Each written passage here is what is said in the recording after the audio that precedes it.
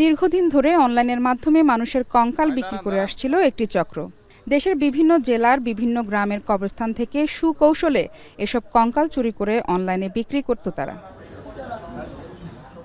এমনই গোপন তথ্যের ভিত্তিতে গতকাল সোমবার রাতে রাজধানী তেজগাঁওয়ের মণিপুরি পাড়া থেকে একটি কঙ্কালসহ উত্তরার সাপ্পোরো ডেন্টাল মেডিকেলের শিক্ষার্থী গাজী জহিরুলকে গ্রেপ্তার করে পুলিশ। তার দেয়া তথ্যে একই এলাকা থেকে আরও 2টি কঙ্কালসহ আবুল কালাম ও আসাদুল মুন্সি নামে 2 জনকে আটক করে পুলিশ।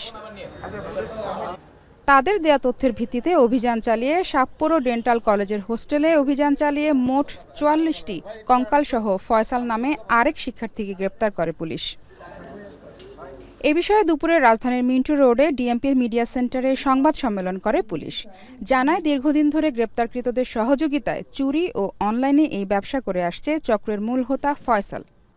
নতুন রিন গভীর থেকে পরিষ্কার করে কাপড়কে রাখে নতুনের মতো উজ্জ্বল। নতুন Rin advanced powder. Sapporo dental college and hospital সেখানকার স্টুডেন্ট।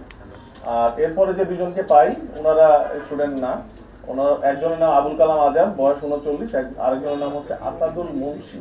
যেটি একটি সংঘবদ্ধ চক্র এবং তারা হয়তো এটি দেশব্যাপী পরিচালনা করে আসছে।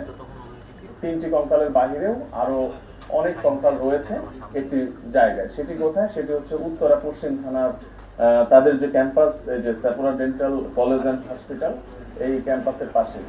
চক্রের বাকি সদস্যদের গ্রেপ্তারে অভিযান চলছে বলেও জানায় পুলিশ। মাহফুজা বৃষ্টি, এখন, ঢাকা।